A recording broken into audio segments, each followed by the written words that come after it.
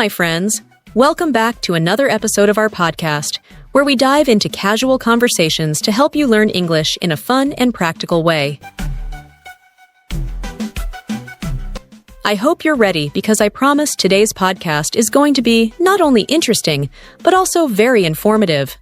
We'll be discussing a variety of topics, so whether you're a beginner or someone looking to improve your fluency, there's something here for everyone.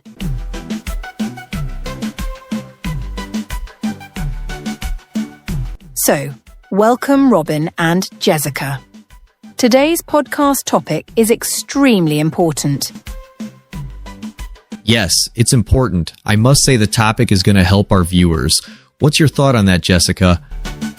Well, I am excited to talk on this topic. So, why are we waiting? Let me start with a simple question. Why regular physical exercise is important? Physical activity or exercise can improve your health and reduce the risk of developing several diseases like type 2 diabetes, cancer, and cardiovascular disease. Well, Ellen, what would you like to say on that? Yeah, Jessica said right. Exercise can have immediate and long-term health benefits. Most importantly, regular activity can improve your quality of life. Great. Even though most people are aware of the benefits of physical exercise, many still don't make it a regular part of their routine. Why do the majority of people not work out or exercise? There are several reasons why many people don't exercise regularly. It can be due to a lack of time, motivation, or access to facilities. That's right. Other times, health issues or busy schedules can get in the way. What do you think is the biggest barrier for you or people you know? Those people who don't like working out are usually because they've made it a burden in their minds, rather than something productive or fun. So, you're trying to say that if people view exercise as a burden rather than a productive or enjoyable activity, that mindset is what makes them reluctant to work out? Yes, that is what I meant. It sounds like you're suggesting that changing how they perceive exercise, maybe by focusing on the fun aspects or finding a form of exercise they actually enjoy, could make a big difference. Exactly, Jessica. Changing one's perception of exercise can indeed make a big difference by focusing on the enjoyable aspects of physical activity, such as finding a form of exercise that they truly enjoy. Why don't most women exercise? According to the study, a major issue that women face is lack of time, 74%. Well, nearly half of American women don't exercise enough because of burnout, 46%, according to new research. A survey of 2,000 women found that 57% said they used to exercise more frequently than they do now. So, how much is it important for a woman to exercise? Well, I believe exercise is incredibly important for women, both for physical and mental health. Regular exercise helps women maintain a healthy weight, strengthens bones, improves cardiovascular health, and can even reduce the risk of diseases like diabetes or osteoporosis, which are especially common in women as they age. But it's not just about the physical benefits. Exercise can also be a great way to boost mood and reduce stress. For me, whenever I feel overwhelmed or anxious, going for a walk or doing some yoga really helps clear my mind. Well, Jessica, have you heard about deep breathing exercises? Yes, of course. I actually do deep breathing exercises sometimes, especially when I feel stressed or overwhelmed. It's a simple but really effective way to calm down quickly. You know, when work piles up, or I'm juggling too many things at once, just taking a few minutes to focus on my breath can make a huge difference. That sounds great, but how do you do that? It's easy to do. I usually close my eyes, inhale deeply through my nose, hold for a few seconds, and then exhale slowly. It helps me reset my mind and relax my body. But I have a question. Is there any evidence that works? That's a good question.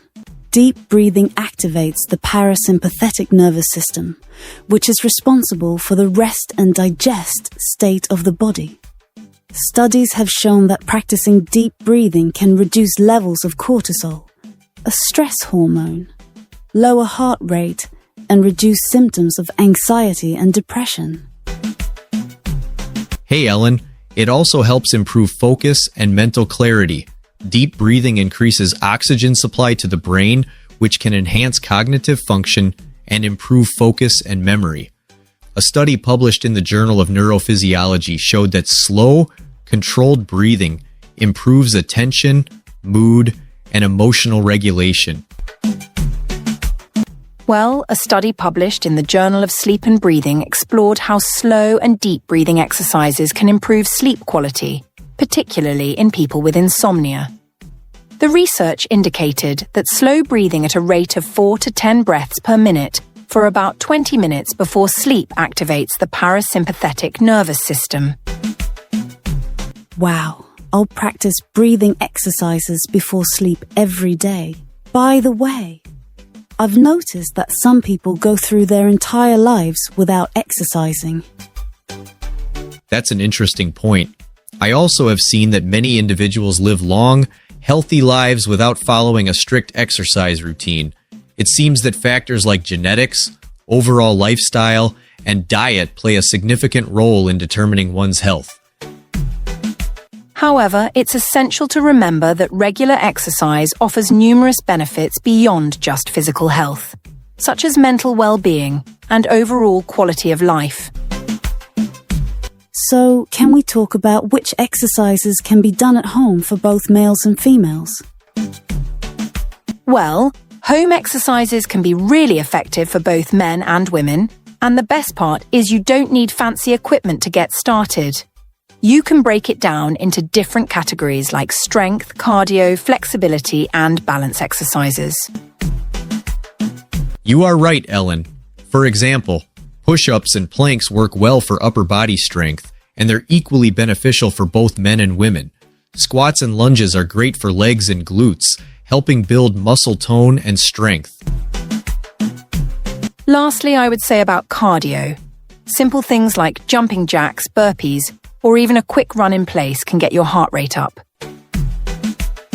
Thank you so much for the amazing tips. Which mistakes do people make when they start exercising? That's an important question. When people start exercising, they often make the mistake of pushing themselves too hard too soon.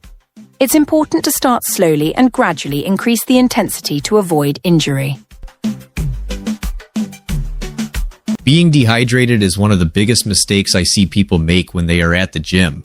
Not drinking enough water during and after workouts can lead to serious health problems such as muscle cramps, an increased heart rate, and a lack of energy. Excellent points. Skipping warm-up. Think of your muscles and connective tissue like a rubber band. If you pull a rubber band when it's cold, it can snap. So, before you start, any exercise must start with a warm-up. I would like to say something about mobile use. Yes, of course. What's on your mind? To maintain good health, it's important to limit excessive screen time on mobile devices. I've noticed that many people spend long periods on their phones without taking breaks to move their bodies, which can lead to both physical and mental health issues.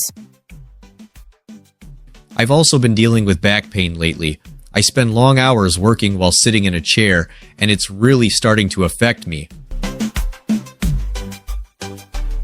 If you found the video helpful, please hit the like button and subscribe to my channel.